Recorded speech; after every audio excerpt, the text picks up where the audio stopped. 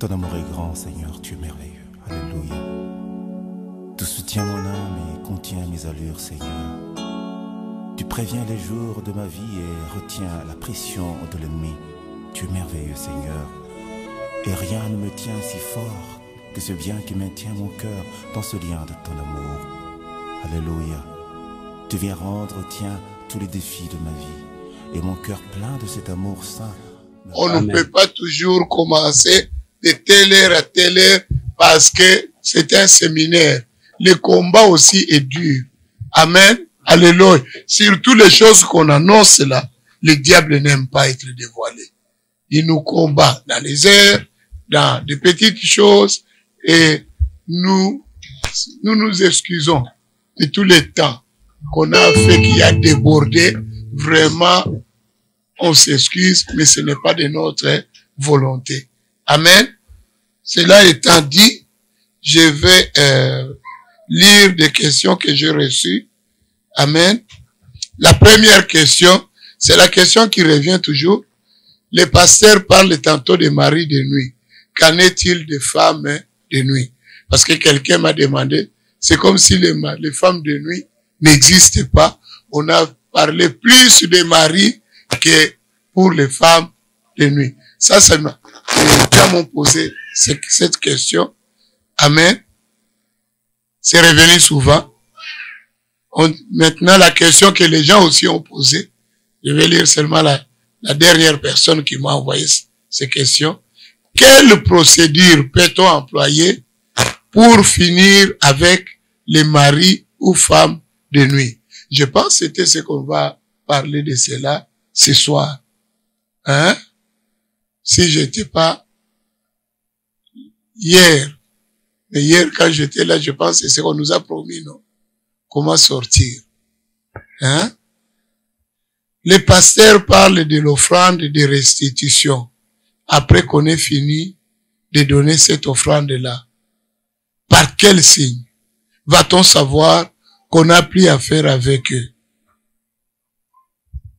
Comment je saurai que je n'ai plus à faire avec les gens que j'ai payés pour l'offrande de restitution?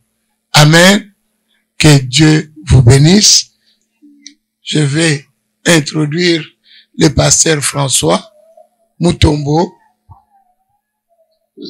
Je demande à l'église d'accueillir le pasteur et d'accueillir la parole de Dieu.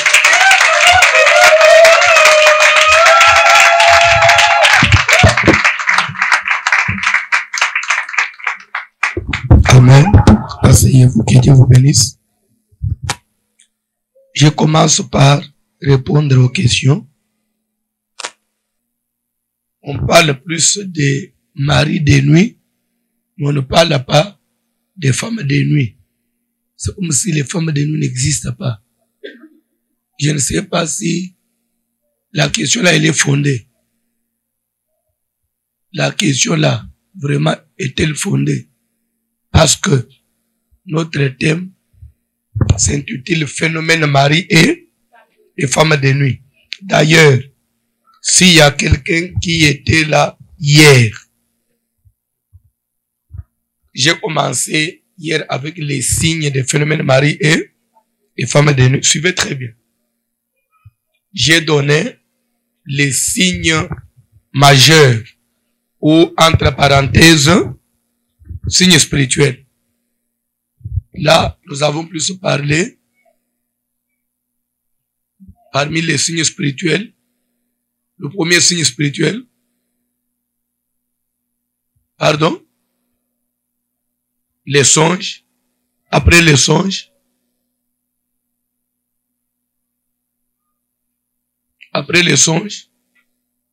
ceux qui écrivent ajouter la déception.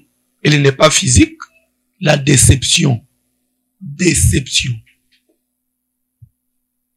Et la déception là, elle ne concerne pas seulement le domaine du mariage. Non. Elle touche même à la vie sociale. Vous allez commencer à vivre des déceptions. Même on te fait une promesse d'embauche. quand vous arrivez, on peut prendre les autres. Toi, on te dit en tout cas, bon, on est désolé, on va t'appeler.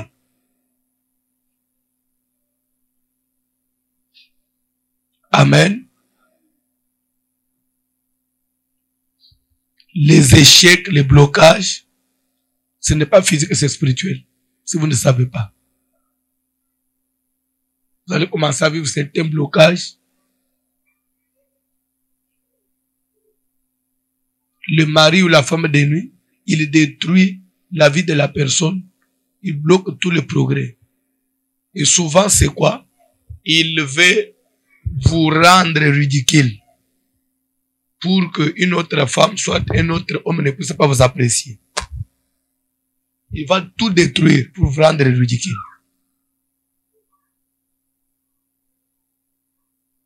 Et après le signe majeur, j'ai commencé les signes physiques aux signes mineurs. Suivez s'il vous plaît. Et les signes physiques, je dis, d'abord, il y a des signes mixtes. Parmi les signes mixtes, j'ai dit que c'est ce qu'on trouve chez l'homme et la femme. Qui peut me rappeler quelques signes mixtes que j'avais donnés? Parmi les signes mixtes. Les signes mixtes que vous avez écrits.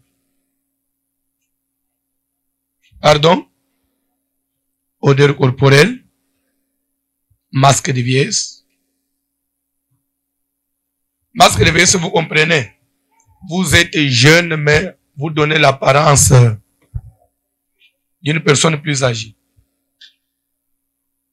Il y a des gens comme ça, lorsqu'ils vous parlent de son âge, ah, non, tu mens.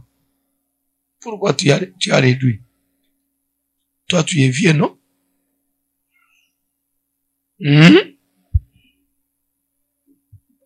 Après ça, parce que vieillesse après ça, certaines maladies de la peau, j'ai parlé de démangeaisons, certaines taches. Continuez. Les signes mixtes. Pardon? Quoi? Ça, je n'ai pas dit. Quoi?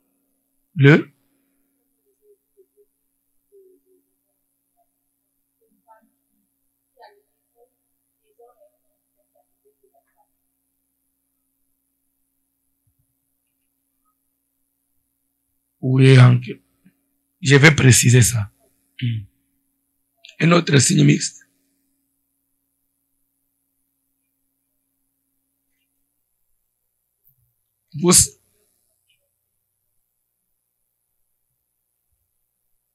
Oui, des fois, les laits de beauté, ça ne marche pas.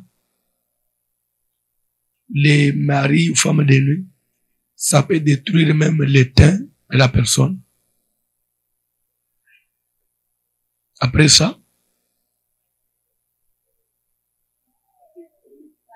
non, ce n'est pas un signe mixte. Les mauvaises haleines, oui. Et après ça, on est passé au signe chez l'homme. Maintenant, quand on a parlé des signes chez l'homme, qu'est-ce qui cause ça? C'est le mari de nuit et la femme de nuit chez l'homme. En parlant des signes chez l'homme, on parle de qui? De la femme de nuit. Et je crois que c'est là où on s'est plus attelé hier. Et j'ai même à donner, hier là, j'ai parlé plus de l'homme. Comment est-ce que la femme de nuit peut détruire l'homme? Ça peut rendre quelqu'un, il dort tout le temps. J'ai parlé de faiblesse sexuelle, j'ai parlé des hémorroïdes chez l'homme, j'ai parlé de l'impuissance sexuelle, j'ai parlé des éjaculations précoces, douleur lombaire, tout ça, c'est qui cause ça? C'est la femme de nuit. Maintenant, quand on dit que vous parlez plus du mari de nuit, vous ne parlez pas de la femme de nuit. Mais quand on parle de l'homme, c'est la femme de nuit. Je crois que si la personne m'avait bien suivi hier, il ne poserait pas cette question-là.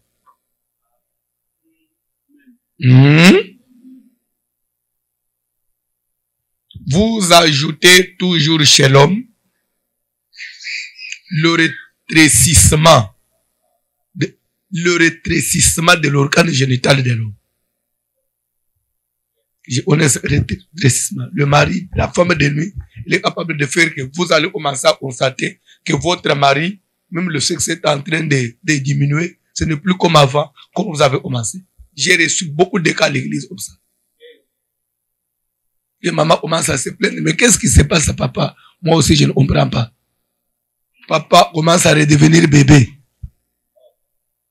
Maintenant, comment vous allez finir? Et là, c'est dangereux. Amen. On peut passer chez la femme. On sait qu'on a parlé des signes. On a parlé de la femme de nuit. Quand on parle de l'homme, on a parlé de la femme de nuit.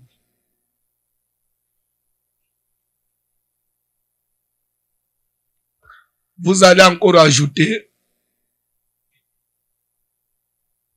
la malpropreté chez l'homme. Vous savez, il y a des hommes, quand on a la femme de nuit, des fois même pour changer de sous-vêtements, c'est un problème. Il peut porter ça pendant 3 jours. Et pourtant, c'est même pas lui qui nettoie.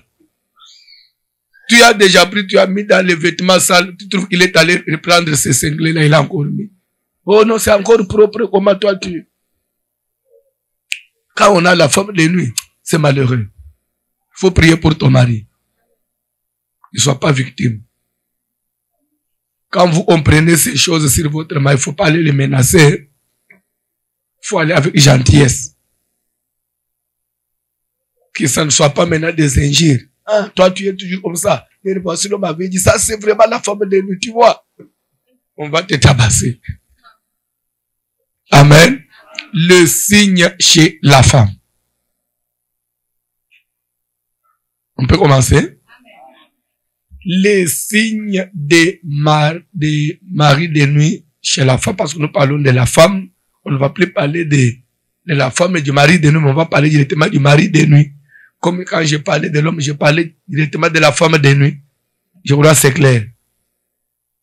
Est-ce qu'on se fait comprendre? Amen. Chez la femme, les signes chez la femme seront répartis en 4 régions.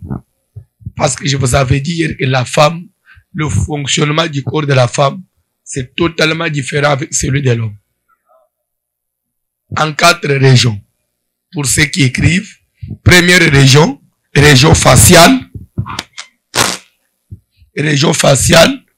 Deuxième région, région thoracique. Troisième, thoracique, thorax.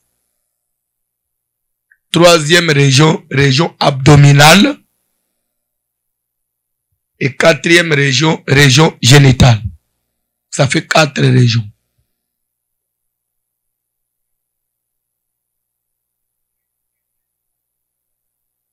Je peux commencer? Nous commençons avec la région faciale. Vous allez commencer à constater par moment, surtout quand on a un mari de nuit qui des fois, il vous fait des enfants.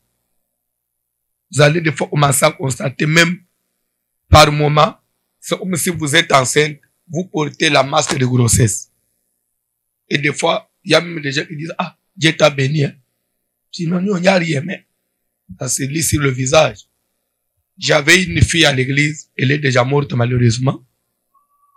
Peut-être quand j'ai dit, elle est déjà morte, tu penses, ah, mais comment?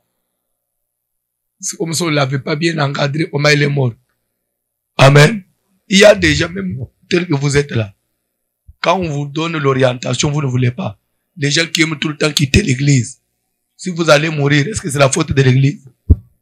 Tu es là, on te dit reste, qu'on t'encadre. Tu oublies que tu as des combats. Il y a certaines personnes, tu ne peux pas prier n'importe où. Suite à ton combat, il faut une église où il y a la chaleur, où il y a le feu. Partout, c'est vrai, on parle de Dieu. Partout, on parle de Dieu. Mais l'efficacité, ça c'est différent. Allez-vous me dire que chez les catholiques, on ne parlait pas de Dieu? Mais on ne sait pas les démons. On ne sait pas les prières agressives. Mais pourquoi on a quitté là-bas? D'ailleurs, là-bas, on demande, on ne dérange pas beaucoup de gens. On ne fait pas de collecte pour les chaises, oui ou non? Parce qu'il y a des chaises depuis la colonisation. On n'achète pas de bâtisses, oui ou non? Les Belges avaient laissé ça. Mais pourquoi on a quitté ces beaux bâtiments-là pour venir dans les églises de réveil et rester des fois dans des bâches? On a suivi quoi? Ça ne vous dit rien. L'église, ce n'est pas parce que ça marbre, non? Nous avons besoin de ce qui sort de l'intérieur. L'eau pure, là, cette eau-là, c'est ce que nous voulons. Et c'est pourquoi je vais aussi vous dire quelque chose. Tous les hommes de Dieu sont hommes de Dieu, mais tous les hommes de Dieu n'ont pas de même grâce. Et ce qui fait la grandeur d'un homme de Dieu, c'est la particularité, la grâce que Dieu lui donne.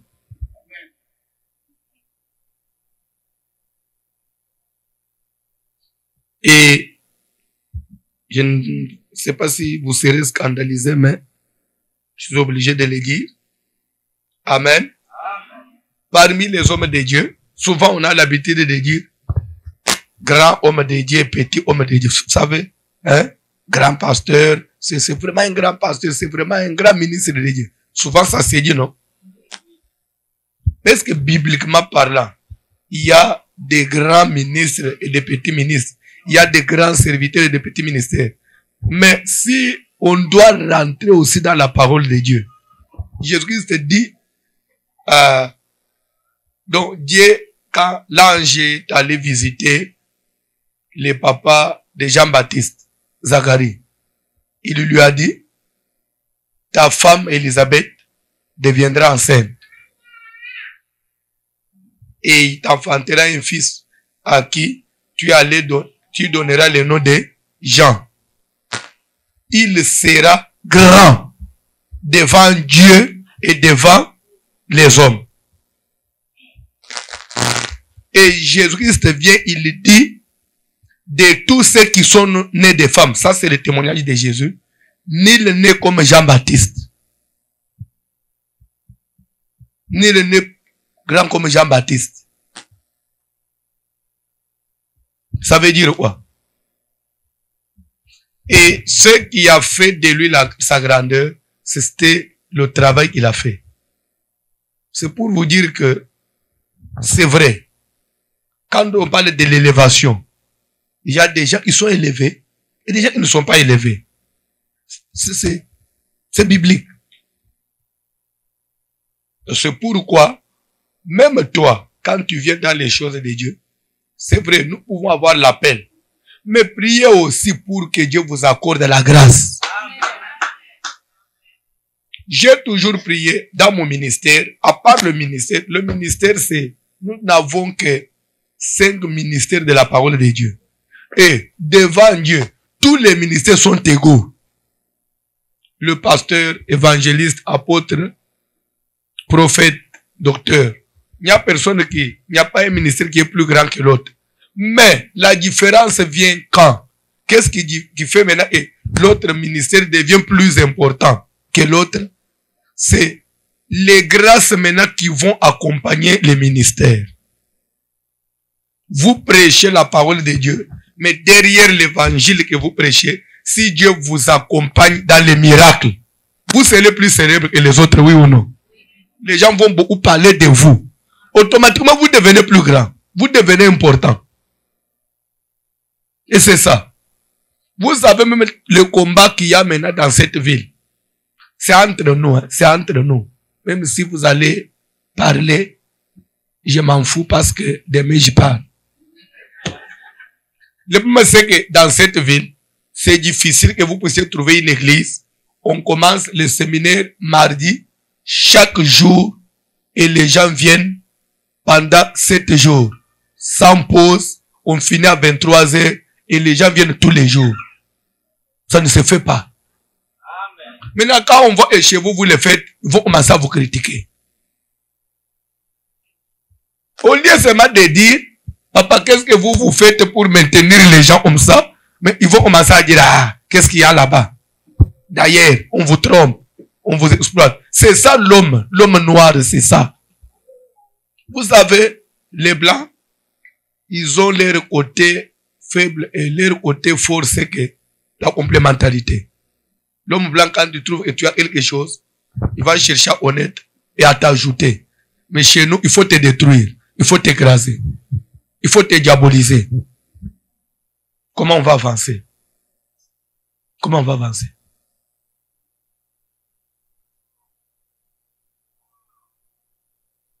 Amen. Que Dieu vous bénisse. Si vous ne savez pas, le monsieur qui avait inventé les épaules, vous savez qu'il est déjà mort. Mais les épaules continuent. Même les iPhones ici.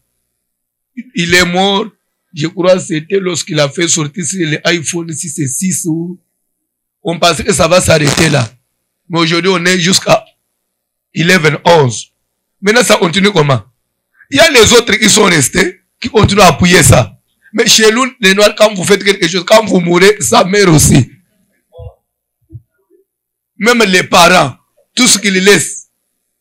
Mais quand vous trouvez chez l'homme noir, papa qui a commencé sa vision, il est mort, il laisse son fils biologique. Le fils biologique qui vient, il change la vision de son propre papa. Nous avons des pasteurs chez nous, je ne peux pas citer les noms ici. Oh non, parce qu'on disait Dieu de Kabamba. C'est mon papa, il est mort. Maintenant, il n'est plus Dieu de Kabamba, il devient Dieu de Khaled. Parce que lui, il est mort, comment on peut parler de quelqu'un qui est mort? Mais c'est ton papa. Si les gens ne sont pas fidèles, mais puisque même garder la vision de votre père biologique. Maintenant, la vision d'un ami. L'homme noir va soutenir ça. Votre propre père biologique, vous ne savez pas marcher sur ses traces. Mais vous oubliez que les Juifs, c'est toujours Dieu d'Abraham, Dieu d'Isaac, Dieu de Jacob. Et Abraham, il est mort, ça fait combien de temps? On dit toujours Dieu d'Abraham. Nous, on n'est pas en mesure de dire ça. C'est ce qui fait que même dans l'église, quand vous commencez à élever quelqu'un, quand il monte ici, vous sentirez que dans ses propos, c'est comme si il cherche aussi à avoir la place dans le cœur des gens. Vous savez, moi, je vous dis toujours, non. Moi, sur ma chair, ne dis pas, je vous dis toujours. Ça, je te coupe. Toi, tu n'as pas à dire aux gens. Il faut dire, le pasteur nous dit toujours. Quand toi, tu commences à dire, je vous dis, toi, c'est comme si tu as une vision que tu communiques. Quand on vient prêcher, on complète la vision du pasteur. On interprète la vision du leader. Tu n'as pas une autre vision à communiquer. Attends quand Dieu fera aussi de toi leader. Maintenant, tu vas commencer à dire aux gens, je vous dis. Si toi, tu n'as pas à dire, il faut toujours dire, le pasteur nous a toujours dit. Bien aimé, vous savez, quand le pasteur prêche, il nous dit ça. Quand tu vois quelqu'un commence à dire, moi je vous dis, il est suspect. Si le pasteur est en voyage, faites un texto. Vous savez, il y a des gens utiles à l'église. Moi, tel que je suis là, j'ai un enfant chez moi dans l'église. Il est comme, quand vous le voyez, vous ne pouvez même pas vous intéresser à lui. C'est comme un fou là, il est inutile là. Mais partout, chaque 2 jours, il m'appelle. On l'appelle le disciple. Chaque 2 jours, il m'appelle, papa, tel a prêché. Il n'a pas bien parlé. Quelque part, il a dit ça. Et c'est vrai, des gens se demandent, mais comment pasteur connaît ça? J'ai déjà des antennes comme ça. Et directement, j'appelle et j'ai dit, en tout cas, il y a quelque chose qui ne va pas là-bas. À l'église, des fois, il faut signaler. Hein. N'attendez pas de pire. Est-ce qu'on peut acclamer pour le Seigneur?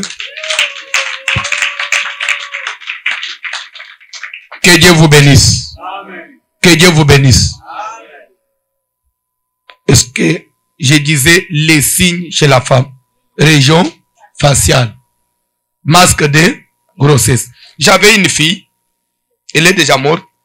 Ça fait longtemps, même si je donne son nom. C'est difficile de poser. Elle s'appelait Odia. Elle venait du côté de l'aéroport. Elle était d'abord sorcière. C'est ce que j'avais découvert après. Et cette fille-là avait des phénomènes bizarres. Elle vivait des maris de nuit à un très haut niveau. Des fois, elle commence ses signes de grossesse, le visage gonfle. Même le ventre commence à prendre volume. Et ça peut arriver même au niveau, vous pouvez croire qu'elle a une grossesse de 6 mois. Même les seins gonflent. Elle commence à vomir, elle vous jette de la salive à tout moment. Vous l'amenez à l'hôpital, on fait tous les examens, elle n'est pas enceinte. Mais elle est enceinte spirituellement. Et par moment, ça va chuter. Pouf. Là, elle doit faire un rêve qu'elle a couché. Elle se réveille le matin. Ça chute. Mais là, ils disent, tu as avorté, vraiment, tu as avorté. Mais elle n'a rien fait. Et c'était le mari de nuit. Amen. Au niveau facial, vous allez encore ajouter les signes mixtes que j'ai donnés. Des fois, vous ne savez pas maintenir votre teinture au niveau du visage. Ça change à tout moment. Soit ce sont des boutons qui vous sortent à tout moment. Il y a des gens qui ont des couches de boutons. Là, quand vous touchez comme ça, vous sentez que c'est comme si on a mis une autre couche au-dessus. Vous avez tout appliqué, des chirleys, des ceci, cela. Des fois, avant de dormir, on vous dit mettez ceci, vous mettez des trucs, vous devenez comme un masque de... Vous risquez même de faire peur aux enfants. Vous dormez avec des trucs sur le visage, tout ça seulement pour chasser, mais ça ne change pas. Ça demande une délivrance. Une simple prière, ça va partir. Vous savez, il y a des gens avant de dormir, des fois c'est des poudres, Vous souffrez pourquoi? Chasser le mari de nuit? Que Dieu vous bénisse. Amen. Au niveau thoracique,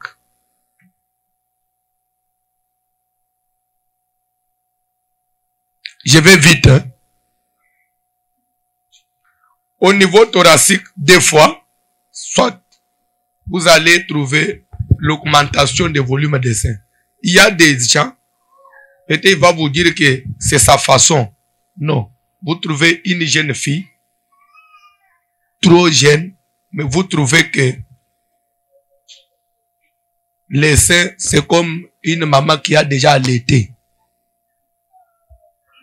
C'est comme si une personne qui a déjà allaité. Pourquoi? Oh non, non. C'est que vous avez un mari de nuit, et c'est que vous faites des enfants, et vous allaitez les enfants. Il y a, et c'est vice versa. Des fois, c'est trop augmenté de volume.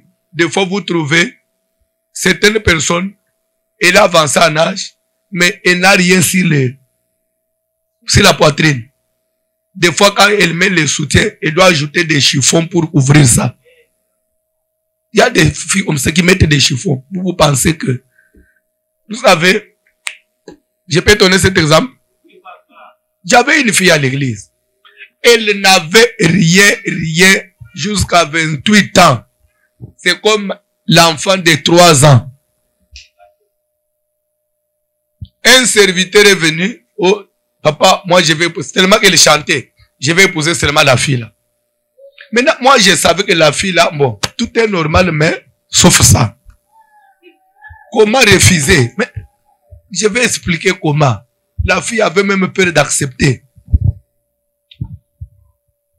Je voulais un peu expliquer au garçon pour un peu essayer de le convaincre, mais il t'élève. J'ai dit, ok, allez-y. Mais j'ai seulement dit à la fille, attention. Faut pas permettre même qu'il te touche, parce que des peurs qui te ouvrent, il y a quelque chose qui ne marche pas. On a doté, on a tout fait. J'ai béni les mariages. Ils sont allés. À 5 heures, mon téléphone sonne. Papa, qu'est-ce que tu m'as fait? J'ai dit, quoi? Il y a un problème. Papa, tu connaissais. Il m'a dit que tu connaissais. Qu'est-ce que tu m'as fait? Qu'est-ce que j'ai fait? Ta fille, sur la poitrine, c'est plat. Il n'y a rien. Calculer le mariage religieux a eu lieu samedi. Maintenant, il m'appelle à 5 heures. C'est dimanche. Je dois aller au culte. Maintenant, c'était la bagarre. Donc, il faut intervenir à tout. Je leur ai dit, ok, je viens avant, je passe par là. J'arrive là, je trouve la femme dans son coin, l'homme dans son coin en train de pleurer. C'est l'homme qui pleurait. Et la femme aussi est en train de pleurer, les deux. Qu'est-ce qu'il y a? Papa, regarde. Maintenant, on va faire comment? J'ai dit à l'homme, faites-moi confiance. Je sais qu'il y avait un esprit là. On va travailler. Amen. Je leur ai donné un service. J'ai commencé à prier pour la fille. Là, c'était le grand frère, son oncle paternel, le grand frère à son papa, qui se manifeste. Pourquoi mon petit frère, lui, il marie ses filles, moi, toutes mes filles, on les engrosse, seulement lui, c'est pourquoi j'ai bloqué celui-ci, il ne pouvait pas se marier. Pourquoi toi, François, tu vas favoriser pour se marier? Nous allons voir, je vais détruire ce mariage. Il a dit, tu mens. Comme toi, tu ne voulais pas du mariage, on t'a dribblé. Maintenant, il est marié. Parce qu'il est déjà marié, et il va rester dans le mariage. Prière, jeûne, prière, jeûne. On suivait la fille, elle est tombée enceinte. Maintenant, elle va accoucher.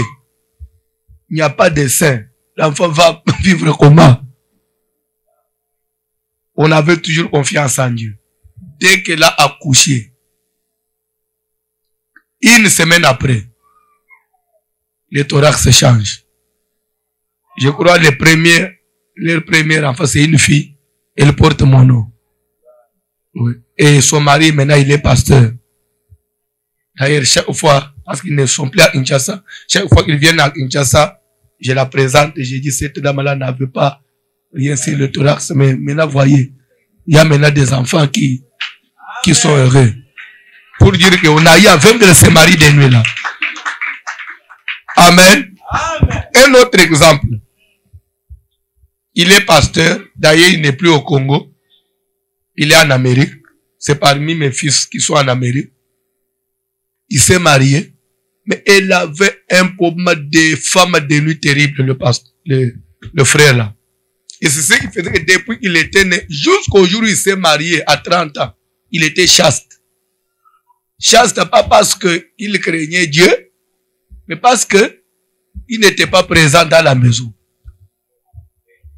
Quand elle est venue, c'est la raison qu'il a même pour ça venir à l'Emelem. Prière, des fois, la force venait, des fois ça part. La famille a décidé qu'il se marie. Il s'est marié. Quand la femme de nuit la femme de nuit c'était sa propre maman. Quand la femme de nuit a trouvé que le frère s'est marié, le premier jour ils sont partis à la maison. Rien. Deuxième jour, une semaine, la femme a commencé à pleurer. Pasteur, où tu m'as mis? Je viens, je leur ai dit de se mettre à genoux dans la chambre, la main sur l'homme. Quand j'ai dit seulement feu, l'homme de l'autre côté, la femme aussi de l'autre côté. La femme a le mari de nuit, l'homme a la femme de nuit. Mais là, vous allez commencer par qui? Je vais chez l'homme. Qui est là? Sa propre maman. C'est moi qui bloque son sexe. Lui ne peut pas être avec une femme. J'ai dit, tu me remets ça. Je ne te remets pas. Prière. J'ai pas. Vous rentrez de l'autre côté chez la femme. C'était aussi son oncle. On a prié. Aujourd'hui, ils sont des enfants. Il est pasteur. Il est aux États-Unis. Ils ont des enfants. Je crois que le premier bébé, c'est aussi une fille. Elle porte mon nom. Donc c'est pour vous dire que le mari de nuit, c'est quelque chose qui détruit. Chez l'homme sacré, même l'impuissance sexuelle totale. Vous pensez que cet homme, il est malade, mais il a un problème. Vous allez commencer à aller voir des médecins, vous dépensez de l'argent, et pourtant la prière suffit pour résoudre le problème. C'est pourquoi même lorsque tu te marieras, quand tu rencontres quelque chose dans ton foyer, revenez vers les hommes de Dieu. Vous savez, il y a d'autres signes, s'il vous plaît. Là, je parlerai de ça.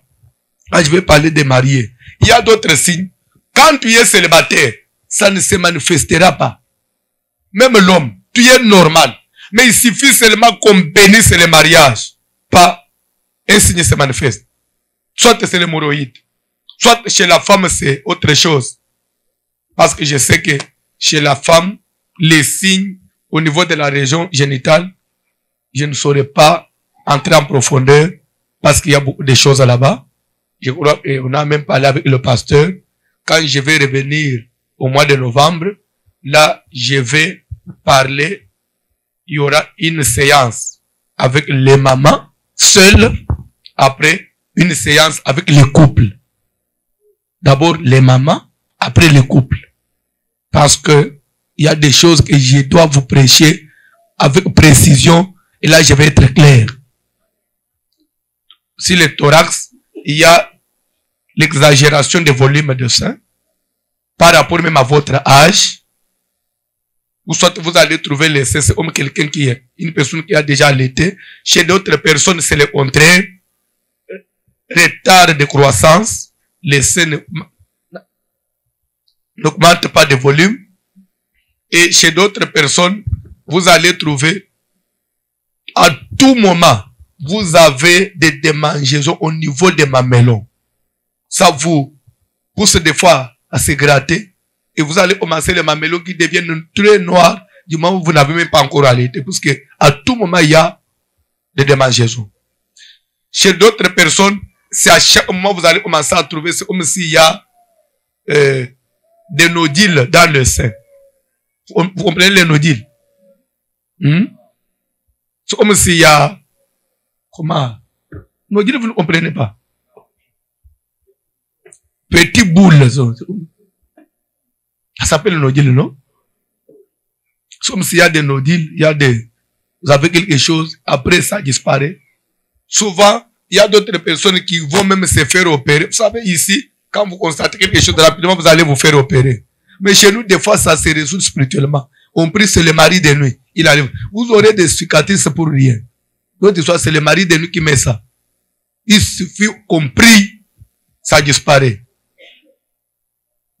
Amen. Amen. Alléluia. Amen. D'autres personnes, sous les seins, des fois, il va commencer aussi à avoir des démangeaisons. Il vous gratte. Et ce qui fait que vous allez trouver sous les seins, c'est devenu noir. Tout simplement. Parce que chaque fois quand il enlève le soutien, il doit commencer à se gratter. Parce qu'il y a des démangeaisons. Amen. Troisième région abdominale. Au niveau de l'abdomen, premier signe. Douleur abdominale pendant le règle. Je vais vous dire une chose. Si vous faites des douleurs de règles, ça s'appelle la médecine dysménorrhée. Si vous faites des douleurs de règles, ce n'est pas biblique, ce n'est pas normal. Nulle part dans la Bible, on a dit que les règles doivent être douloureuses. Dieu a dit à la femme, j'augmenterai les douleurs de tes grossesses. De tes grossesses. Et non les douleurs de règles. Si chaque fois quand vous avez des règles, vous êtes obligé de prendre des médicaments, vous avez un mari de nuit sérieux. Douleur de règles. Certaines filles, c'est même en dehors des règles. Et des fois quand vous avez des douleurs de règles, c'est comme si c'est avec un couteau qu'on est en train de couper les histoires à l'intérieur. D'autres, des règles abondantes. Et ces règles-là, c'est la fille devient même pâle. Et quand vous faites ces règles-là, des fois vous regardez le sang, c'est comme si des petits foies, des cailloux, c'est comme si des foies là d'un animal qui sortent du ventre. Non. Non. Des fois le sang, c'est noir. Des fois ça dégage une odeur. Quand vous avez des périodes, il y a une odeur que vous dégagez. Attention, si vous me suivez, vous êtes là. En tout cas, après ici, j'aurai même 15 minutes là-bas. Il faut me voir, on doit parler. Perturbation des cycles. Un cycle irrégulier. Il y a des personnes, il y a des filles, jamais son cycle a été stable. Les choses que je vous prêche ici, il y a beaucoup de témoignages. Il y avait des gens qui n'avaient jamais stabilisé des périodes. On a prié. D'ailleurs, c'est un grand témoignage. Ma femme peut témoigner. Ma deuxième fille, elle avait elle est là, elle peut témoigner, des douleurs, des règles terribles. D'ailleurs, elle doit prendre un thé chaud pour... Un jour, je suis allé là-bas. Vous savez, des fois, avant de rentrer, je donne à chacun son argent de poche. Et je suis dans la chambre, je m'apprêtais pour aller à l'aéroport. Je me dis, papa, moi, j'avais fait un service. Parce que quand vous prêchez là, j'ai suivi. Moi, voilà, je vois ça, maman connaît. Tout mon argent, je préfère vous donner comme offrande. Priez pour moi, ça doit partir. Je me suis dit, maintenant tu vas me dire, papa, mais toi tu prêches l'offrande, non? Je préfère me sacrifier, donner tout mon argent, prie pour moi. J'ai compris que non, en tout cas ça c'est... J'ai pris l'offrande, mets-toi à genoux, j'ai prié, elle est là, elle est témoin. Jusqu'aujourd'hui. Jusqu'aujourd'hui. C'est-à-dire que l'expérience, on les fait même sur nos propres enfants. C'est pour vous dire que les douleurs là, ça part. Et ça part pour toujours. Que personne ne te fasse croire, oh, c'est votre façon. Non. La façon mauvaise. Pourquoi? Le cycle doit être régulier. D'ailleurs, mais quand vous avez un cycle qui varie à tout moment, comment lorsque tu seras marié, comment tu peux espacer les naissances? Du moment où toi tu ne connais même pas à quelle date. Amen. D'autres personnes, c'est le contraire. Au lieu d'avoir des règles abondantes, des fois, quand ça vient, c'est seulement des gouttelettes. Après, le deuxième jour, il n'y a plus rien. C'est aussi un problème. Des fois, à l'hôpital, on va vous dire, non, il y a insuffisance hormonale, ou il y a atrophie des trompes, il y a l'ovaire gauche n'est pas, changement de volume. Tout ça, on va vous troubler pour rien. Rentrez chez Dieu. C'est lui qui a créé le corps. Il suffit que ce mari de nuit-là, qui te dérange, s'en aille, tu verras le changement. Amen. Douleur bas-ventre. Des fois aussi des douleurs de dos quand vous avez les périodes. Des fois quand vous avez des périodes, vous devez même vous coucher toujours sur le ventre pour avoir un peu de repos. Il faut toujours prendre des médicaments. Des fois tu ne sais même pas aller au travail. Surtout le deuxième jour, le premier jour. Tu ne sais même pas aller au travail. Non. Il y a un Dieu qui délivre. Son nom c'est Jésus. Il a dit, venez à moi, vous tous qui êtes fatigués et chargés, je vous donnerai du repos. Pourquoi toi tu n'as pas le repos? Amen. Région génitale. Je ne vais pas tout dire là-bas. Premier signe. Des infections sans cause. Vous êtes propre. Vous soignez très bien vos objets intimes. Mais à tout moment, il y a des infections. Des fois, vous allez à l'hôpital, on fait l'examen, on ne voit rien. Mais vous avez des signes d'infection. Des fois, on voit des infections, on donne les médicaments. Vous prenez les médicaments. Pendant la cure, il y a un peu de changement. Dès que ça finit, quel état après, ça réapparaît.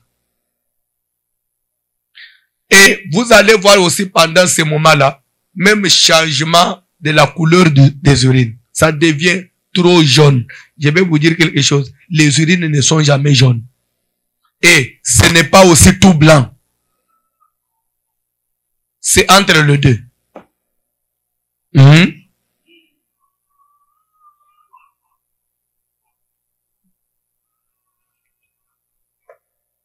Augmentation des sécrétions de pertes blanches. Des fois, ça change de couleur. Soit c'est noir, ça peut même tacher les sous-vêtements. Soit c'est un peu jaunâtre. Soit ça commence à sentir, à donner des odeurs. Vous trouvez une fille qui est encore vierge, qui ne connaît pas d'homme, mais qui a trop de pertes blanches. C'est dire quoi? Ce sont des très mauvais signes. Et d'ailleurs, des choses comme ça, quand vous les négligez, tu te maries, ça peut vous causer même des problèmes de conception. Il faut se faire délivrer avant même que ça devienne grave. Il faut se faire délivrer.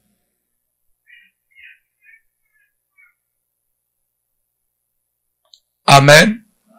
Des démangeaisons aussi sur la partie génitale. Des fois, vous êtes obligé de vous gratter et des fois, vous vous blessez même. Parce que vous avez des démangeaisons à tout moment. Des fois, vous avez aussi des démangeaisons au niveau des plis inguinales. Vous connaissez le pli inguinal? Là où se met l'élastique des sous-vêtements là. Des fois, ça devient noir. Parce que vous êtes obligé toujours de vous gratter. À ce niveau-là.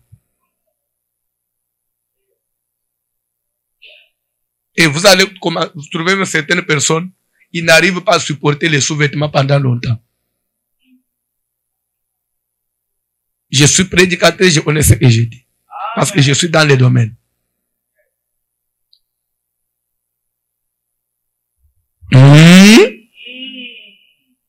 Là, je ne sais pas ajouter d'autres signes. Et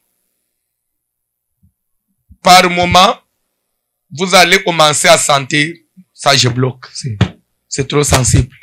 Amen. À la prochaine. Est-ce qu'il y a une question? Papa? Il reste maintenant, vous devez aller vite avec les questions parce qu'il y a une partie que je dois enseigner. Comment sortir de ces histoires? Allons-y, papa. Question?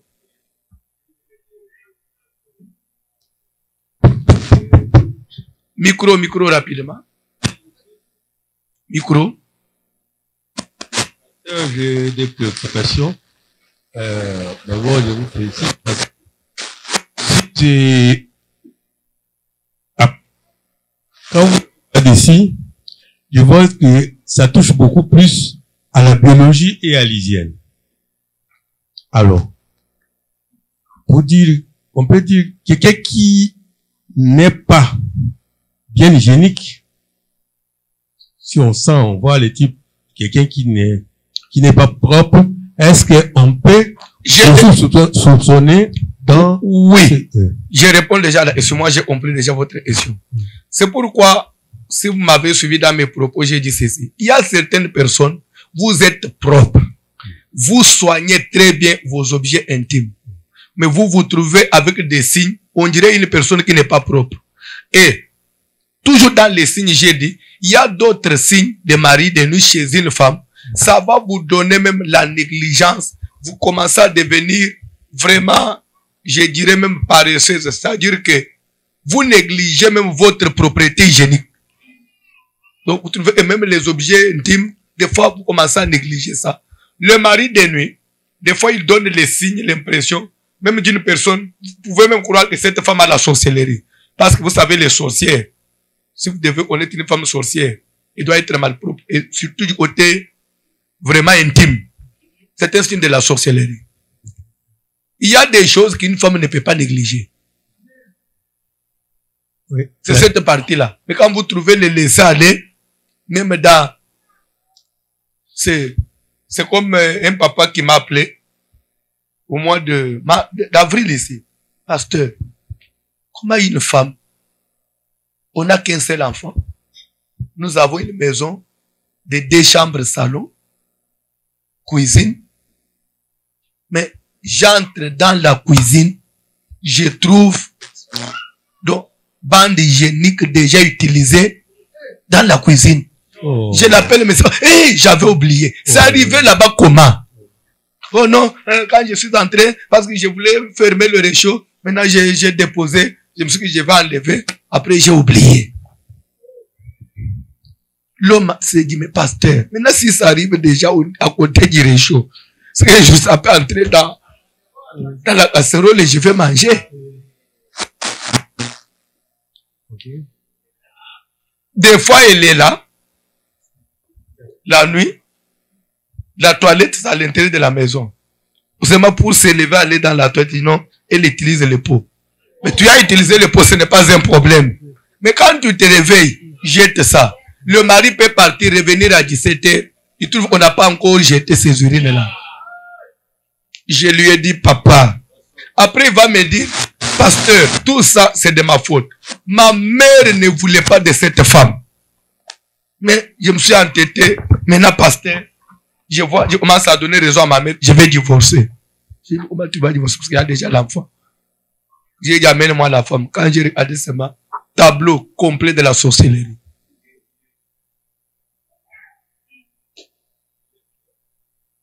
Deuxième question. Oui, la deuxième question.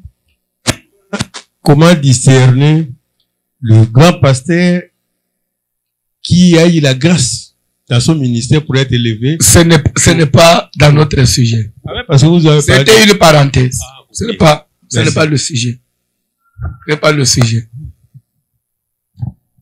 Non, il y avait une maman là-bas. D'abord de grandes personnes, frère. Il y avait derrière. Ouais. Je vais venir chez toi, Paul. Sois calme. Je voulais juste clarifier, ça veut dire que toute maladie est forcément une possession d'une femme de nuit ou d'un mari de nuit. Non. Non. Où est-ce que j'ai parlé? Ah, c'était hier on était à Sherbrooke quel jour? C'était le samedi. À Sherbrooke, j'ai fait la part des choses. J'ai dit ceci. À l'école primaire, il y a un cours qui s'appelait, la science. On a vu ça à l'école primaire. Vous avez aussi étudié la science. C'est dans ce cours-là, on nous a appris que on a combien de règnes dans le monde? 3 règnes. Il y a le règne minéral, règne végétal et règne animal. Vous vous rappelez? C'est dans le règne minéral où on trouve l'eau, les matières premières, les carburants et autres. Le diamant, l'or, le cuivre. C'est le règne minéral. C'est pourquoi on dit des minéraux. Même les carburants, l'eau, c'est le règne minéral. Quand nous allons maintenant dans le règne végétal, nous trouvons les plantes, les arbres, les plantes et les champignons. C'est le règne végétal. Oui ou non? Et nous allons dans le règne animal. Il est composé des organismes et des micro-organismes. Les organismes, nous avons les humains, nous avons les animaux. Les oiseaux, c'est dans les animaux. Amen. Nous avons les reptiles, nous avons les insectes, tout ça. C'est dans les organismes. Et nous avons des micro-organismes. Les micro-organismes, c'est de là que vient même le mot microscope. Micro, c'est qui veut dire les tout petits. Hein? Les plus petits. Ça dit, ce sont des organismes qu'on ne peut pas voir à l'œil nu. Et dans les micro-organismes, c'est là où nous trouvons les microbes, nous trouvons les virus. Microbes, c'est les bactéries. C'est dans les bactéries. Les microbes, nous avons les bactéries et les virus. Amen. Maintenant, ce sont ces micro-organismes qui causent des maladies. Nous avons les microbes, les virus. Quand ça rentre dans dans les micro-organismes, nous avons les microbes et les parasites. J'allais oublier. Parce qu'il y a une différence. Microbes, virus et les parasites. Les parasites, c'est par exemple ceux qui causent la malaria. C'est dans les parasites. Les vers intestinaux, ce n'est pas des microbes. Ça s'appelle parasites. Sida, variole, rougeole, zona, ce n'est pas causé par les microbes, c'est causé par le virus. Tuberculose, les infections urinaires, c'est causé par des microbes, c'est là où nous trouvons des bactéries et autres. C'est pour vous dire qu'il y a des maladies normales. Normal, ça veut dire quoi? Chez nous, on nous dit Quand vous voulez dormir, il faut bien se couvrir. Il faut utiliser les moustiquaires pour se protéger contre les moustiques, l'anophèle. Mais quand vous vous faites piquer par l'anophèle, il va vous injecter quoi? La malaria. Quand vous tombez malade, est-ce que là, on peut dire que c'est le mari de nuit, la femme de nuit? C'est-à-dire, quand nous disons les maladies spirituelles et les maladies physiques, c'est par exemple, vous mangez des histoires sans vous laver les mains. Vous attrapez la choléra. C'est une maladie normale. Que Dieu vous bénisse. Il faut toujours faire la part des choses. On ne peut pas dire que tout est spirituel. Non. Mais, même les physiques, c'est, je dirais, ça subit l'influence spirituelle. Posez-moi la question comment? Parce que des fois quand nous dormons, les moustiques nous piquent tous. Oui ou non? Mais pourquoi seulement toi tu fais la malaria? Moi je ne fais pas la malaria. Même si c'est normal. Même si c'est dit par des moustiques. Quand vous dites maintenant grâce, la grâce elle est spirituelle ou physique? Ok, et tout vit l'influence spirituelle. Vous pouvez saluer une personne qui est contaminée. Vous entrez en contact, vous êtes à deux. Vous entrez en contact avec une personne qui est contaminée. L'autre tombe malade, l'autre ne tombe pas malade. Qu'est-ce qu'il a fait? Pourquoi aujourd'hui, on a des hommes, des maris qui a le sida, il a une femme qui fait des enfants, la femme n'a pas le sida, les enfants n'ont pas le sida, et le mari a toujours son sida. Et pourtant, le sida, c'est dans le sang. Mais pour avoir des enfants, il y a un mélange du sang. J'ai ces cas-là maintenant à l'église, j'ai pu dire que c'est plus même les 50 cas. Et c'est ce qui fait que maintenant, je ne sais pas, chez nous à Kinshasa, ce n'est plus un tabou. Les sidatiques se marient avec les personnes normales. Oui. Les gens n'ont plus peur. À l'église, vous dites à la fille, il est sidatique. Papa, ça fait quoi? Oui. Je vous jure devant Dieu. Kinshasa, ce n'est plus un tabou. Ça fait quoi? Et se marie. Mais sauf que nous prenons toujours soin d'informer. Et des fois, on est confondus. Nous, les pasteurs. Ils sont là 15 ans. Chaque grossesse, maman fait l'examen. Elle est toujours en bonne santé. Des fois, même toi, le pasteur, tu te dis, Seigneur, augmente ma foi. C'est que cette fille me dépasse en foi. Moi, je suis son pasteur. Ah, les choses de Dieu, c'est compliqué. Une autre question? Moi, ma question est celle-ci. Vous avez parlé. Reste assis, pose ta question. Tu vois maintenant comment tout le monde rigole. Et pourtant, tu es sérieux, mais seulement qu'agité. Hein? Tu es sérieux, mais agité. Il faut être calme. Moi, ma question est celle-ci. C'est par rapport aux maris et femmes de nuit comme vous avez prêché, parce que vous allez partir. Ma question... Ah, mais je dois partir, tu vois maintenant. Oui. Je dois parler avant que vous partiez. Oui. Vous avez dit les esprits. Vous avez parlé des esprits.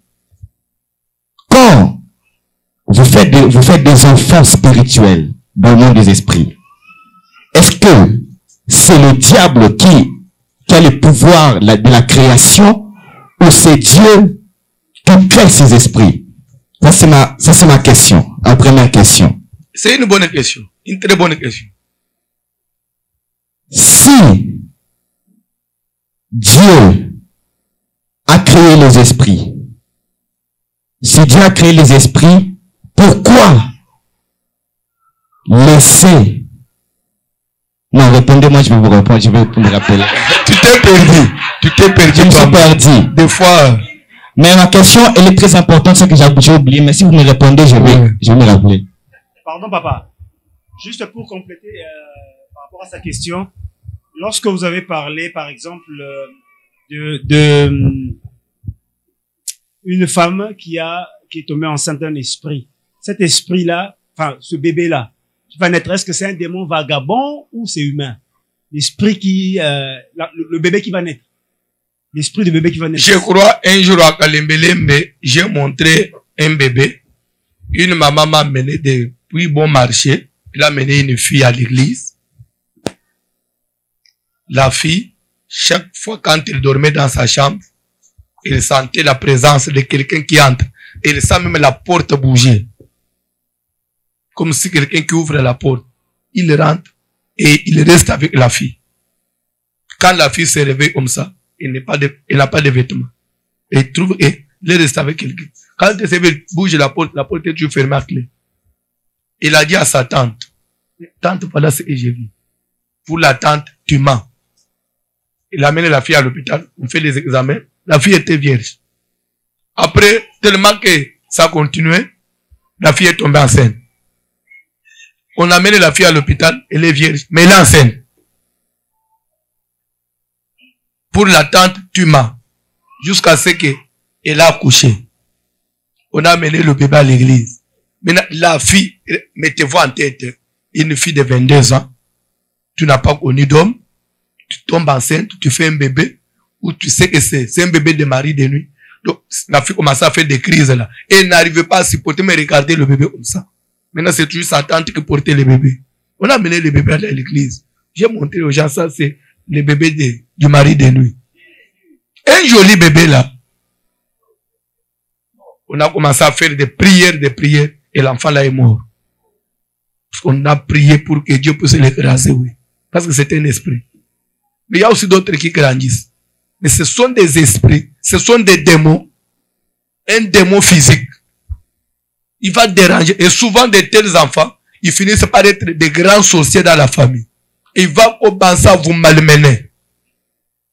C'est pourquoi il faut avoir la vie de prière. Et les filles aussi, il ne faut pas aimer n'importe qui. Il ne faut pas aimer n'importe qui.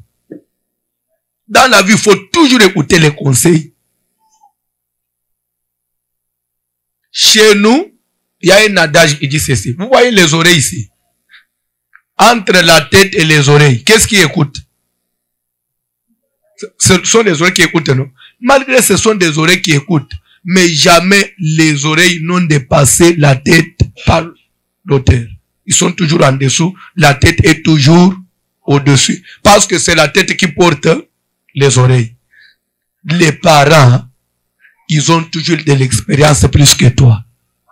Quand on te dit que cet homme-là, arrête. Parce que tu ne connais pas l'avenir. Tout ce qui brille n'est pas de l'or. Les hommes changent. Aujourd'hui, il va te flatter. C'est parce qu'il te voit comme ça. Fais seulement l'erreur. Livre-toi. Que tu tombes enceinte. Il va te renier. Il va te fuir. Écoutez, ça ne sert à rien d'être à l'église du moment où tu n'écoutes pas. Tu viens faire quoi à l'église? Parce que la Bible dit, enfants, soyez obéissants. Quand il y a un enfant, tu commences quelque chose, on te conseille, tu ne sais plus obéir. Tu es païen, tu es venu faire quoi à l'église? Et tu n'auras même pas la bénédiction de Dieu. Parce que Dieu ne les voit pas. Il travaille toujours à travers les gens. Soyez soumis à ceux qui vous dirigent.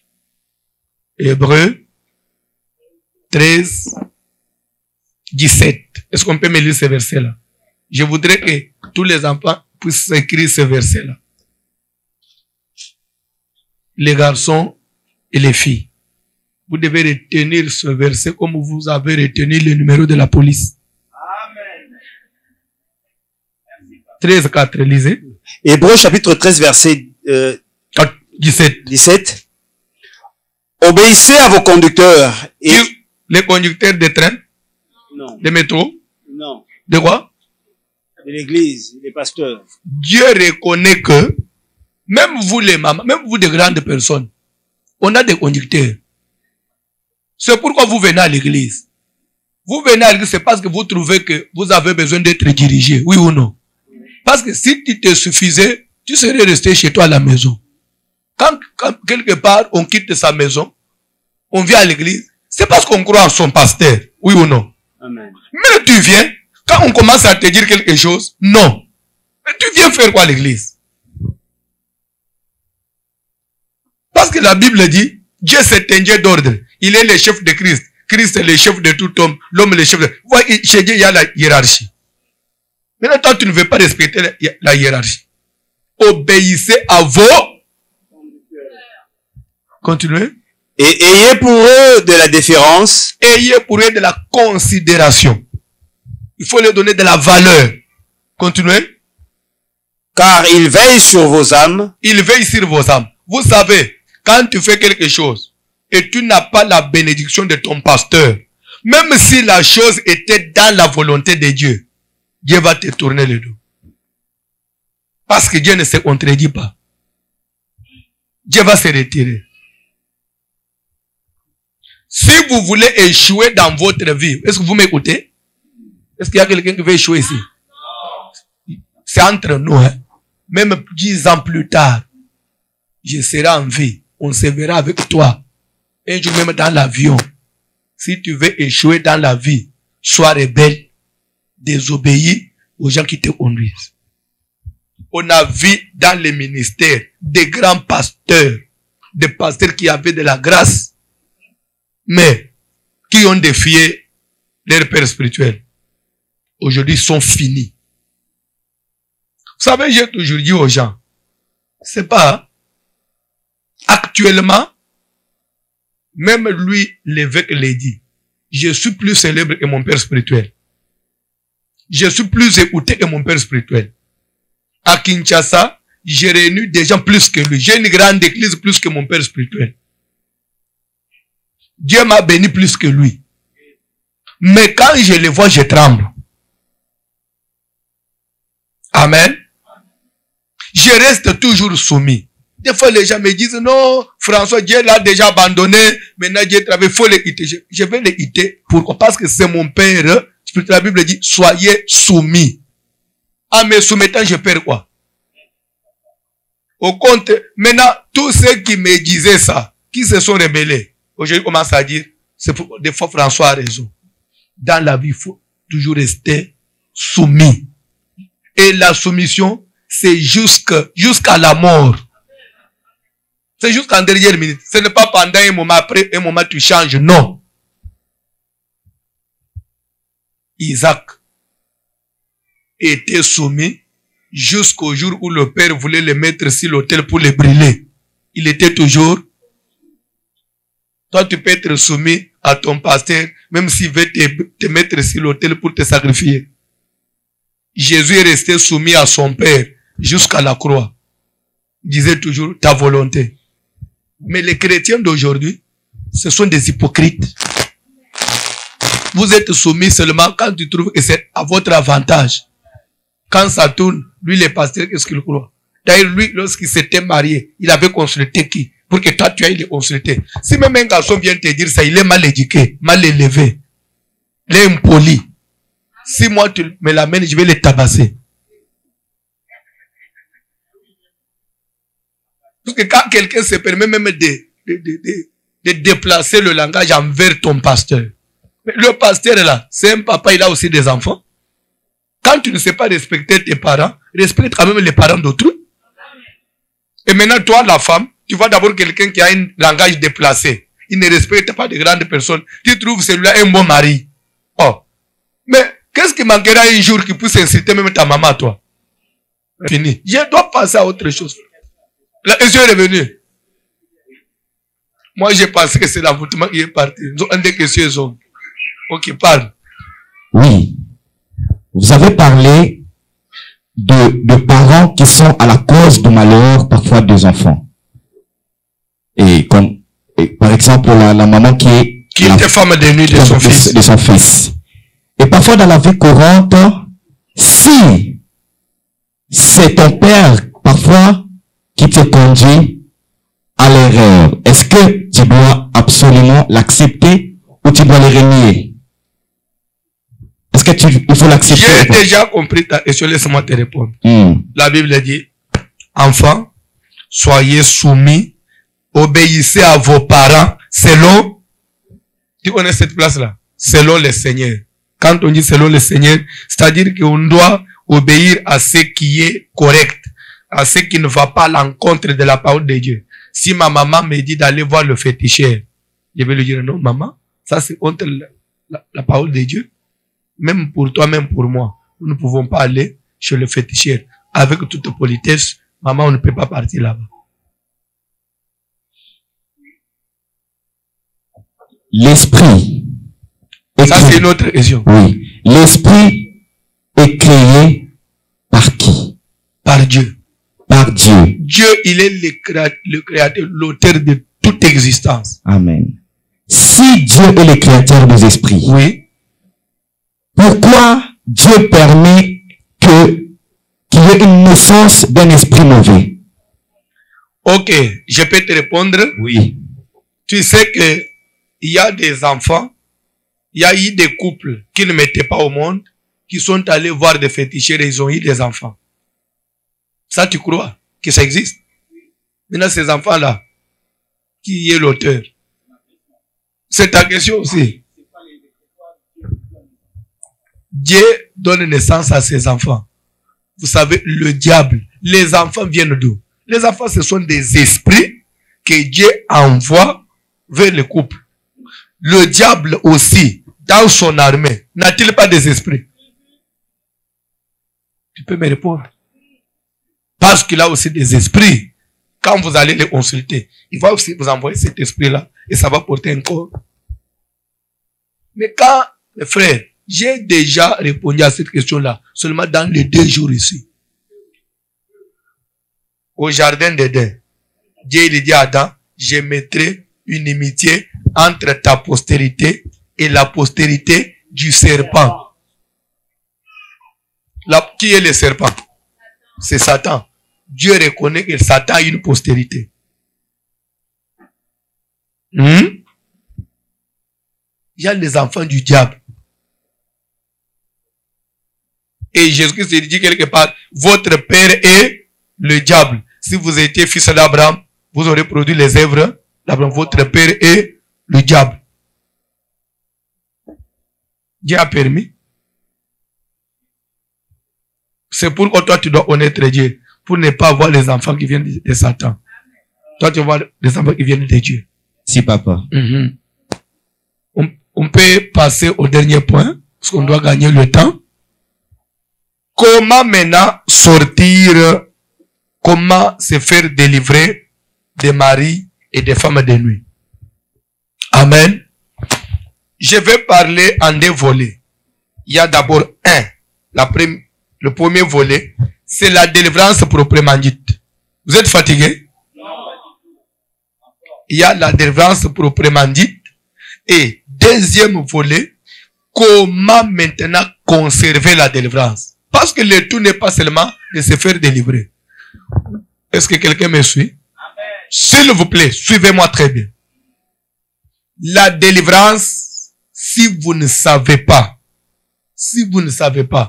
la délivrance, ça se fait, ça s'opère de 2 manières. Il y a ce qu'on appelle l'autodélivrance. Vous savez que l'autodélivrance existe jusqu'à un certain degré. L'autodélivrance, ça veut dire quoi? Ça veut dire, comme vous avez suivi l'enseignement, vous avez eu de la connaissance, n'est-ce pas? Vous savez comment fonctionne le mari de nuit. Par exemple, tu constates un signe sur ton corps. Tu dis, ah, on nous avait dit que ça peut être le mari de nuit. Tu fais un jeûne de 2 jours à sec. Tu pries. Tu demandes le feu de Dieu dans ton corps. Ce mari de nuit-là peut partir et ne plus revenir. Ça s'appelle l'autodélivrance. C'est que tu t'es délivré toi-même sans l'intervention d'un homme de Dieu. Et c'est ce qui fait que tous les jours ici, quand nous prions à l'église, il y a des démons qui nous quittent. Ça même qu'on nous ait touché. Du fait seulement d'entrer à la porte de l'église, il y a des démons qui ne peuvent pas supporter d'être présents à l'église. Quand tu entres à la porte et ils restent dehors. C'est pourquoi David dit, quelle joie pour moi, David, lorsqu'on me dit, allons à la maison. Si les gens ne connaissent pas ces choses, c'est pourquoi vous voyez les gens rester à la maison. Les gens venir à l'église seulement un jour. Ils voient comme si quand ils viennent à l'église tous les jours, je ne sais pas. C'est comme si quelqu'un qui vient mettre le carburant dans le véhicule du pasteur. Non, c'est pour votre intérêt. Vous savez que je prie que Dieu vous donne des moyens. Même cette fois-ci, quand Ma sœur viendra à Kinshasa. Tu les accompagnes aussi. Venez un peu vivre des fois, au moins les autres aussi. Cherchez Dieu. Vous allez voir les gens à Kinshasa là-bas. Nous avons prié de 10h à 12h. C'est plein. Vous commencez de 12h30 à 14h30, 15h. Vous trouvez la personne qui était à la prière de 10h, reste encore. Des fois, il y a des gens qui viennent, qui fuient le travail. Il vient assister à la prière, il finit, il met son offrande, il entre au travail. Vous finissez à 15h30, vous commencez à 16h30. Vous finissez à 20h30, vous commencez à minuit. Jusqu'à 3h, 4h. Et c'est chaque jour. Chaque jour comme ça. Tout ça, on a fait pourquoi? Parce qu'il y a des gens qui ne vivent que de la prière. La prière, c'est plus qu'une nourriture. Il y a d'autres personnes, sans la prière, tu dois mourir. Ta famille va t'effacer. L'église seulement peut changer la vie de quelqu'un. Il y a des esprits qui ne supportent pas la chaleur de l'église. Quand on prie au nom de Dieu. Mais la Bible dit ceci. Voici les miracles qui accompagneront ceux qui auront cru. En mon nom, ils chasseront les démons. Chasser les démons là, on a dit seulement les hommes de Dieu. On dit tout celui qui croira chassera. Mais les démons, ils les chassent sur des armes. C'est d'abord dans sa propre vie. C'est que quand on a la foi, on a la vie de Dieu, on prie, on chasse des démons. Des fois, on se fait délivrer. On se libère. Ça, c'est le premier degré. D'abord, toi-même. Avec la prière, avec la discipline. D'abord, plus aussi la connaissance. Ce qui nous détruit, des fois, tu vivais des choses, tu as des douleurs de règles, tu dis que c'est normal. On m'avait dit que c'est ma façon. Non. Quand tu prends la connaissance, il faut maintenant se révolter. Prier, ça va partir. De deux, quand à votre niveau ça ne tient pas, c'est que ça dépasse le degré. Là, il faut voir maintenant les hommes de Dieu. Quand vous voyez les hommes de Dieu, vous partagez avec eux, ils vont maintenant vous soumettre à une discipline pour vous suivre dans la prière. Quand maintenant c'est là qu'intervient maintenant le rôle des hommes de Dieu. Et cette délivrance, pour que ça réussisse, il y a des étapes. Il y a d'autres maris et femmes de nuit. Pour que ça parte, il faut une repentance sincère. Par exemple, tu es quelqu'un qui allait dans des boîtes de nuit, danser nu. Et tu as attrapé des démons là-bas. Après, tu viens à l'église, tu ne dis pas ça. Vous cachez, vous dites seulement, papa, je vois des maris de nuit. Mais il faut dire la provenance.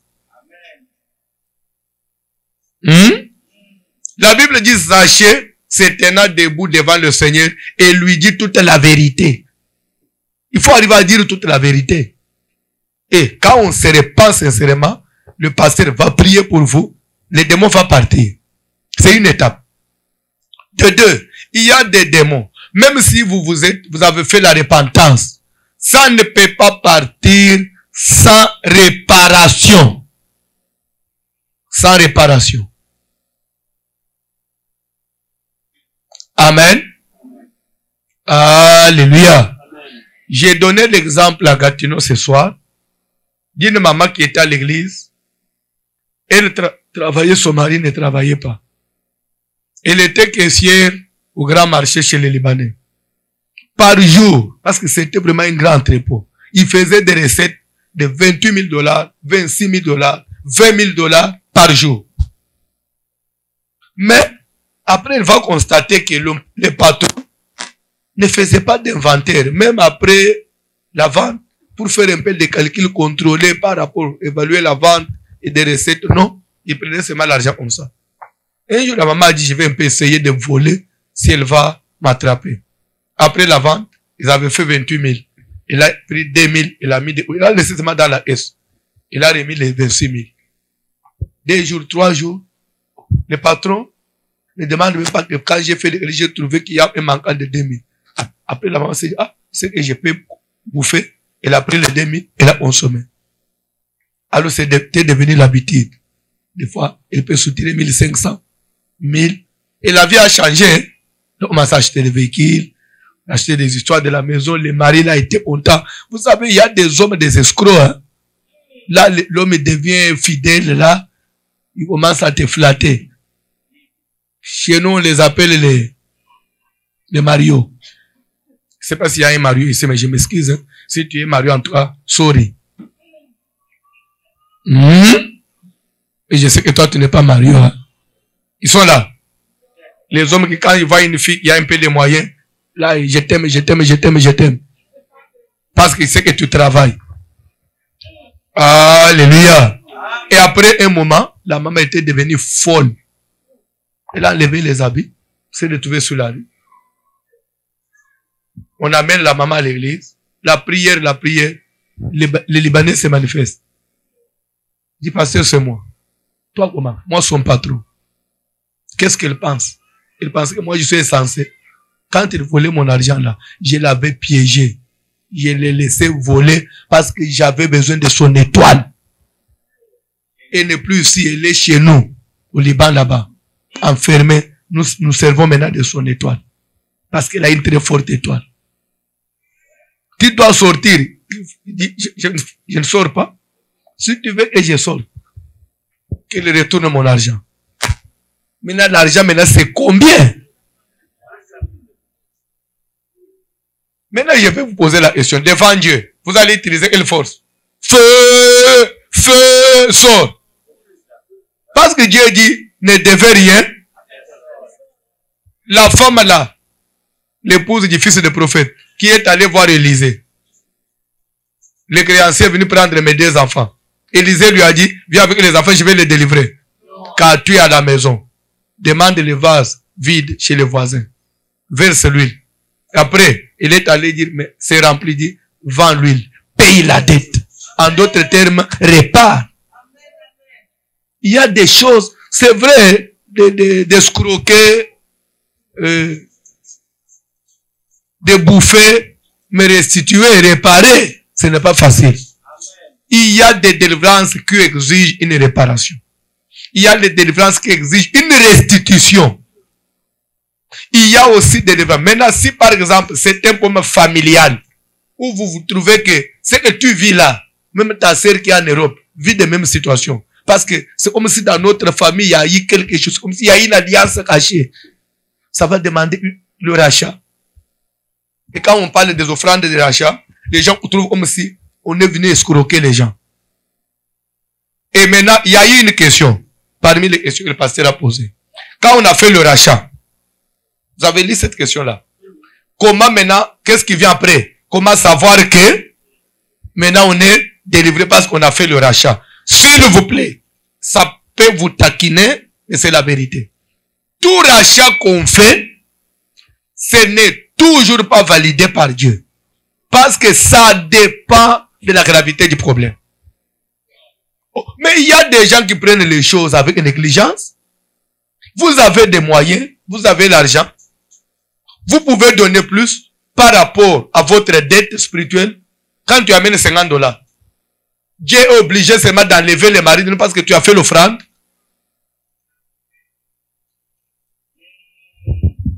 Et maintenant, quand ça ne change pas, on vous a escroqué. J'ai fait le rachat. Maintenant, les maris est venu le même jour.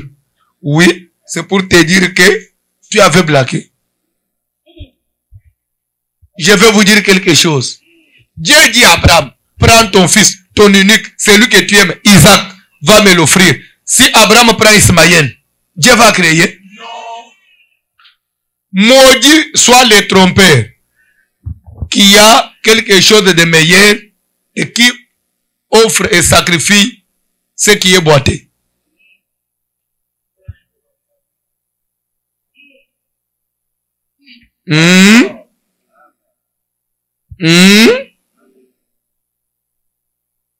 Le rachat. Et je vais aussi vous ajouter un élément. S'il vous plaît, suivez-moi. Le rachat, est-ce que c'est une seule fois qu'on fait le rachat et ça s'arrête là? Non. C'est comme la prière. Quand nous prions, devant Dieu, la Bible dit, il y a des coupes. Ces coupes-là sont remplies avec les prières des enfants de Dieu. D'ailleurs, pourquoi je vais loin? C'est simple. Actes des Apôtres, chapitre 10. Lisez l'histoire de Corneille. L'ange dit à Corneille, tes prières et tes aumônes, au pluriel, sont montées devant Dieu. Et il s'en est souvenu. envoie maintenant quelqu'un à Jopé et fais venir un certain nommé Pierre qui le prie pour toi pour te sauver. Ça dit que Corneille ne faisait que donner et Dieu cochait. Et Dieu a trouvé que ça suffit maintenant pour sa délivrance. Des fois, ce que tu as donné là, même si le mari de nous, la femme de nous ne partira pas aujourd'hui, mais Dieu, il a gardé ça, c'est dans ton compte. Il va attendre une autre fois, quand tu feras encore le rachat, tu ajoutes. Jusqu'à ce que ça atteindra le niveau pour épirer la dette. Là, Dieu va déclencher le processus de la délivrance. Et il y a des gens qui peuvent donner une seule fois, et c'est fini, Dieu déclenche la délivrance. Et c'est pourquoi, un jour, quand on vous dira encore, faites le rachat, il dit, mais quand voici, on avait fait le rachat. Maintenant, il demande encore le rachat, pourquoi? C'est comme si, quand tu payes la dette, c'est fini. Et Elisa a dit à la femme, demande de vases vides. Et n'en demande pas un petit nombre. Parce que ta dette, elle est exagérée.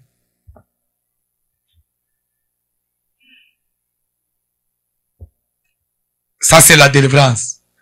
Et quand vous faites le rachat, par rapport au... Les rachats, c'est par rapport au problème des familles. Si c'est un problème individuel, d'une dette de quelque chose quelque part, ça s'appelle réparation. Je me fais comprendre. Le rachat, c'est pas lorsqu'il y a eu vente au niveau de la famille. On se rachète. Un problème personnel, on répare. C'est différent aussi d'une offrande qu'on peut donner à Dieu de motivation. Des fois, dans la délivrance, on fait des offrandes de provocation. C'est pour un peu amener Dieu à agir. C'est différent aussi.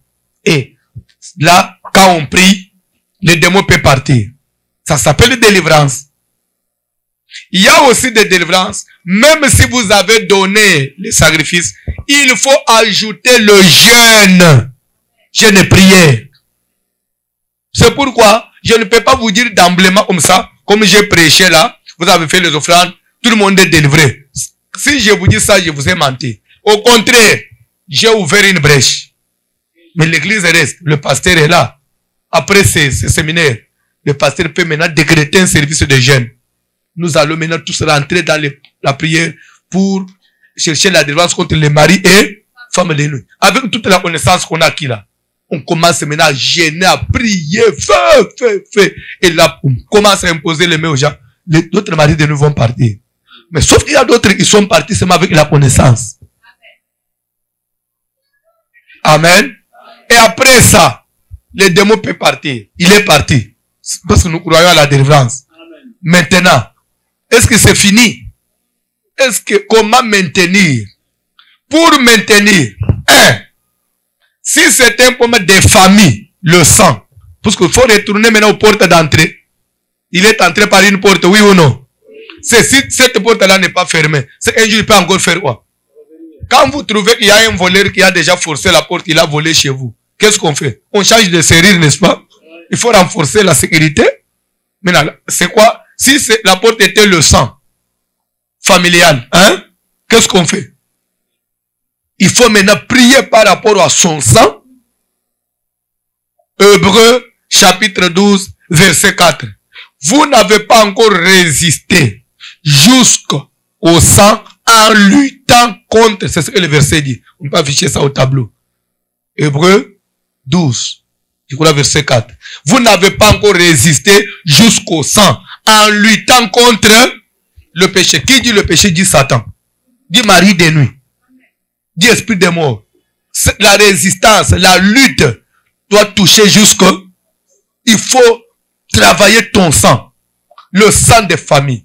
Si au niveau là, de ma famille, le niveau le plus éloigné là, s'il y avait un sacrifice, s'il y avait une alliance qui avait été faite pour nous condamner à l'esprit de mort, pour limiter notre âge, au nom de Jésus, que mon sang change. Seigneur, change mon sang. Je ne veux pas avoir le sang de cet ancêtre-là. J'ai donné l'exemple à Gatineau. Dieu a fait alliance avec Abraham. Est-ce que je me fais comprendre? Je suis à la fin déjà. Dieu a fait alliance avec Abraham. Oui ou non? Amen. Et il a dit, j'établis mon alliance entre moi et toi et tes descendants après toi. Abraham est mort. Après Abraham, qui est venu? Isaac. Il est mort. Après Isaac, qui est venu? Jacob. il est mort. Maintenant, les enfants d'Israël se retrouvent en Égypte, dans l'esclavagisme. 4 siècles après, Moïse dans la brousse en train de paître les troupeaux de son beau-père, Dieu qui apparaît dit, Moïse, je suis le Dieu de ton père. Quel père? Moïse demande, quel? Oh, je suis le Dieu d'Abraham. Posez-vous la question. D'Abraham à Moïse. Ça fait combien de siècles? Et là où Dieu avait rencontré Abraham, c'était où? En Mésopotamie d'abord, avant même d'aller à Canaan. Et Moïse était né où? En Égypte. Est-ce que Moïse connaissait Abraham? Mais Dieu lui dit, je suis le Dieu de ton père. Le Dieu d'Abraham, d'Isaac et... Pourquoi il n'est pas allé dire à une autre personne, seulement à Moïse? Dieu a suivi quoi? Le sang? Même si tu es né en Égypte, Moïse, tu as le sang d'Abraham en toi. Je suis en train de suivre le sang là. Et il dit, je suis venu pour voir la souffrance de mon peuple qui est en Égypte. Et pourtant, ceux qui étaient rentrés en Égypte étaient au nombre de 70 quelque chose. Si vous ne savez pas. Mais quand Dieu est venu, ils construisaient une nation. C'est que tous ces enfants-là étaient nés en Égypte. Ils ne connaissaient pas Dieu. Mais Dieu dit, c'est mon peuple. Oh, mais comment ton peuple? Parce qu'ils portent le sang de leur ancêtre. Même si vous êtes né au Canada, vous avez la nationalité canadienne, vous portez le sang de Moufangol.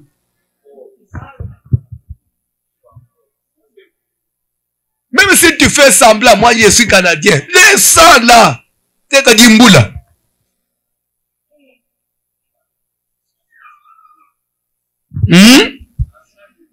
Vous avez le sang de Tshisekedi et le sang de Fayoul.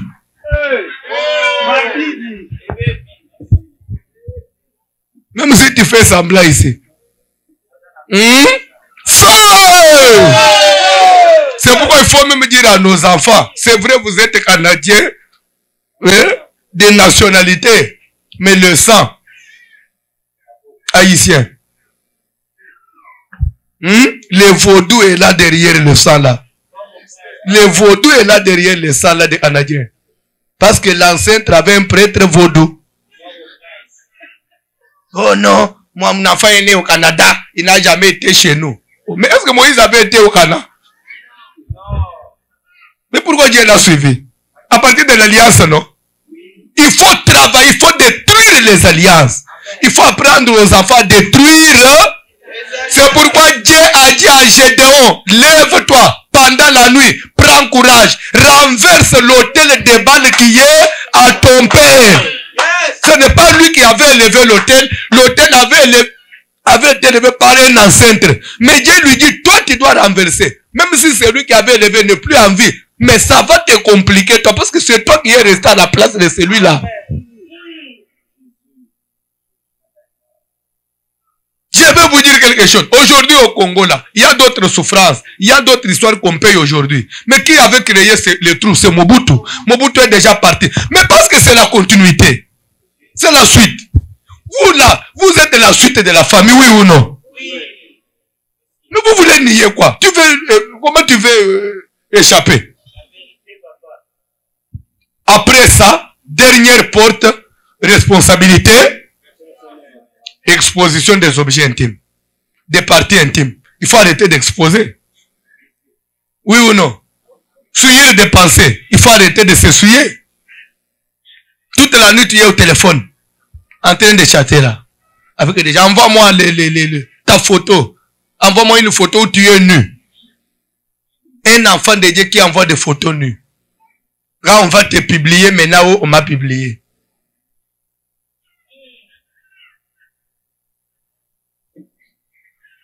Levez-vous, nous voulons prier.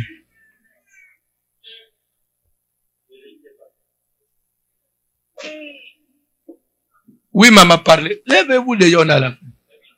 Parlez, maman. Oui?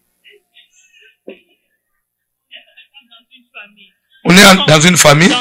Et tu pries, tu dis que Dieu, par exemple, que ça ne va pas dans une famille, et tu dis que tu as la foi, que je suis dans la famille, je n'ai plus vos questions. J'ai déjà compris votre question. Okay. Laissez-moi aller rapidement. Pas est-ce qu'on peut prier? On doit prier et chaque jour on doit commencer à prier comme ça. Seigneur, je ne veux plus de ce sang-là. La Bible dit, c'est parce que la première alliance avait été signée à partir du sang. Jésus aussi en venant, il est venu avec le sang. Pour dire que, parce que les condamnations se trouvent dans le sang, nous devons travailler que le sang. Comment tu veux que la condamnation s'arrête du moment où vous continuez à porter un sang qui est condamné? Pourquoi Jésus a dit, prenez ceci et mon sang? Quand nous prenons le sang de Jésus, c'est pour que ça puisse circuler dans nos veines.